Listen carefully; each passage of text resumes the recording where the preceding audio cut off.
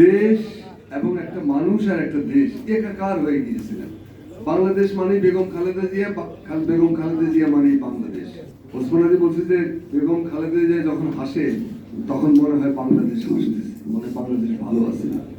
যখন বেগম খালেদা জিয়ার চোখে পানি দেখি তখন মনে হয় দেশটা বড় কষ্টে আছে। এবং তিনি যে কতটা শক্ত এবং কতটা কোমল দুটো সংমিশ্রণ ছিলেন সেটা তার স্পর্শে যারা যায়নি তারা কেউ জানতে পারবে না।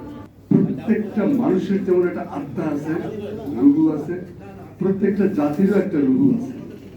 এই রুহু কখনো বস্তুগত ভাবে কখনো প্রাণগত ভাবে একখানে দানা বাঁধে।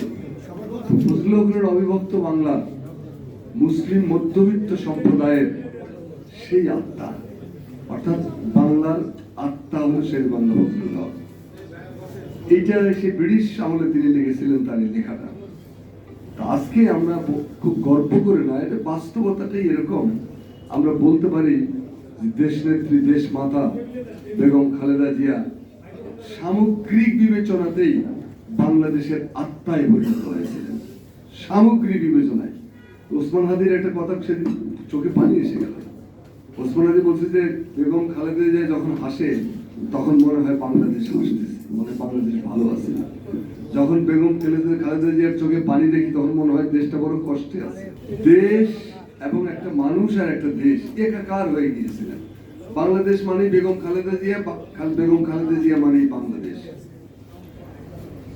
ইংরেজি সাহিত্যের বিখ্যাত নাট্যকার এবং কবি শেক্সপিয়ার, উইলিয়াম শেক্সপিয়ার বলেছেন যে বরত্ব কখনো কখনো জন্মগত ভাবে কেউ নিয়ে আসে, কারো কারো উপর আরোপিত হয়, আর কেউ কেউ এটা অর্জন করে।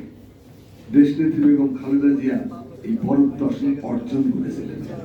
সেই অর্জন কোনো জাদুবিদ্যা দিয়ে নয়, সেই অর্জন কিন্তু কোনো ক্যারিশমা দিয়ে না, সেই অর্জনটা টোটালটাই তিনি করেছিলেন তার জীবনকে স্যাক্রিফাইস করে। একজন সামান্য গৃহবধূ থেকে শুরু করে দেশ মাতা হয়ে ওঠার এই যে দীর্ঘ 44 বছরের সংগ্রাম, এই সংগ্রামের পরতে পরতে রয়ে গেছে তার নানান স্মৃতিচিহ্ন, নানান অবদান। এই সামগ্রিক অবদানগুলোকে একখানে করলে দেখা যায় যে তিনি এতটাই বড় যে সমকালীন পৃথিবীতে গণতন্ত্রের জন্য সংগ্রামে বেগম খালেদা জিয়ার কোনো দ্বিতীয় তুলনা হয় না।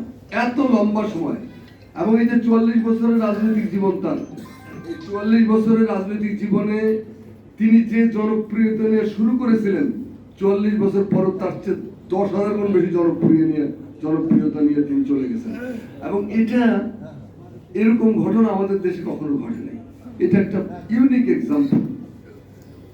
ব্যক্তিগতভাবে আমি মনে করি যে রুচি, আভিজাত্য, শিষ্টাচার, সাহস, দেশপ্রেম, স্বাধীনতা, সার্বভৌমত্বের প্রতি অঙ্গীকার, মানুষের প্রতি ভালোবাসা সব মিলিয়ে এগুলোকে যে একত্রিত রূপ দেওয়া যায় তাহলে সেই রূপটা বেগম খালেদা জিয়ার মধ্যে ভেসে ওঠে, আর কারো মধ্যে না। এত সংযমী, এত আভিজাত্য, এত রুচি, এত স্নিগ্ধতা, এত কোমলতা, এত কঠোরতা আর কারো মধ্যে হয় নাই। আল মাহমুদের একটা কথা আছে যে বাঙালি মুসলমানের এক দুর্যোগপূর্ণ আবহাওয়ার থমথমে দিনে তিনি বাংলাদেশের রাষ্ট্রের দায়িত্ব গ্রহণ করেছিলেন, পার্টির দায়িত্ব গ্রহণ করেছিলেন। এবং তিনি যে কতটা শক্ত এবং কতটা কোমল দুটো সংমিশ্রণ ছিলেন সেটা তার স্পর্শে যারা যায়নি তারা কেউ জানতে পারবে না।